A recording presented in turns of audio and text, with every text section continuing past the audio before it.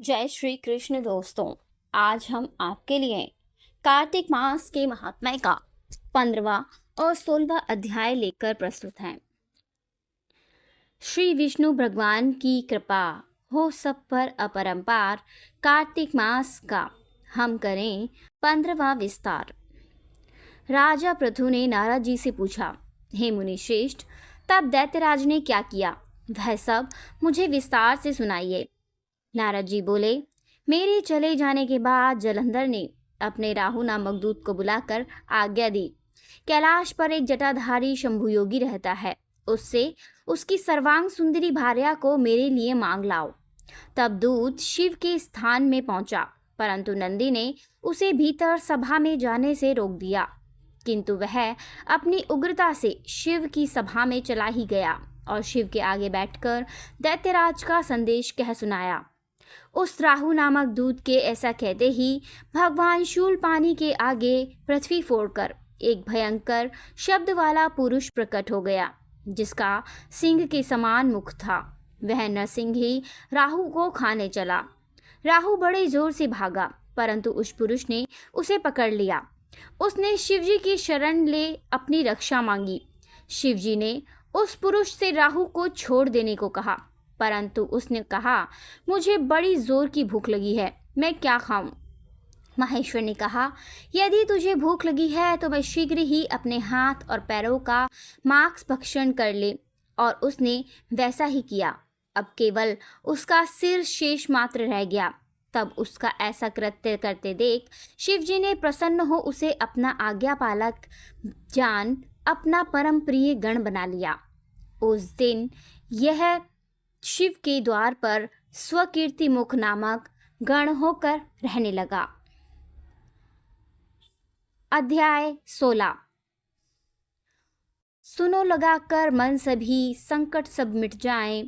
कार्तिक महात्म्य का हम पढ़ें 16वां अध्याय। राजा पृथु ने कहा, हे नारद जी, यह तो भगवान शिव की बड़ी विचित्र कथा सुनाई है। अब कृपा करके यह बताइए कि उस समय राहु उस पुरुष से छूटकर कहाँ गया। नारद जी बोले, उससे छूटने पर वह दूत बर्बर नाम से विख्यात हो गया और अपना नया जन्म पाकर वह धीरे धीरे जलंधर के पास गया। वहां जाकर उसने शंकर की सब चेष्टा कही। उसने सुनकर दैत्यराज ने सब दैत्यों को सेना द्वारा आज्ञा दी। कालनेमी और शुंभ निशुंभ आदि सभी महाबली दैत्य तैयार होने लगे। एक से एक महाबली दैत्य करोड़ों करोड़ों की संख्या में निकल युद्ध के लिए जुट पड़े।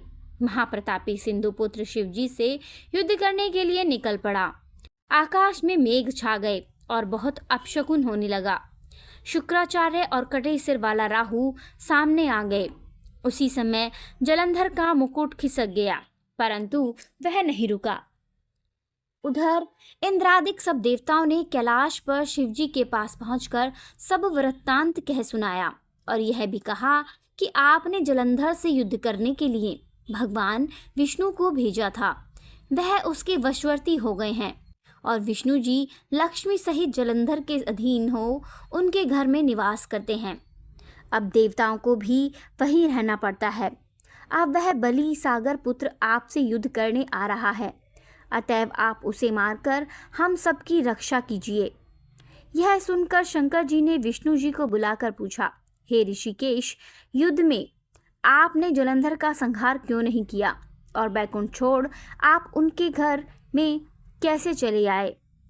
यह सुनकर विष्णु जी ने हाथ जोड़कर नम्रतापूर्वक भगवान शंकर से कहा, उससे आपका अंशी और मेरा लक्ष्मी होने का भ्राता होने के कारण भी मैंने नहीं उसे मारा है।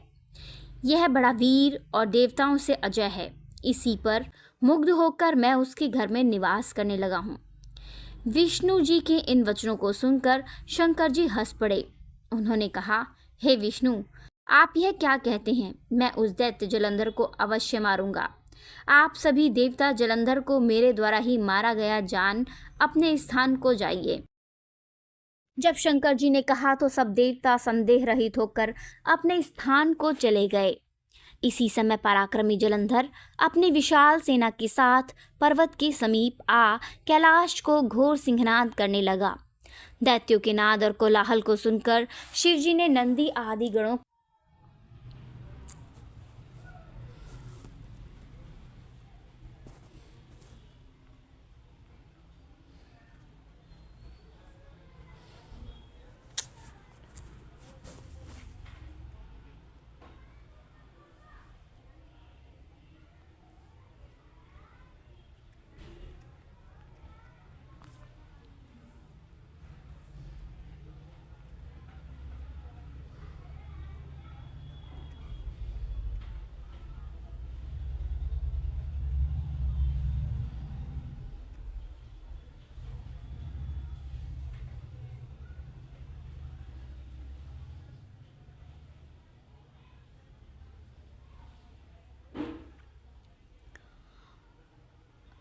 उससे युद्ध करने की आज्ञा प्रदान की। कैलाश के समीप भीषण युद्ध होने लगा।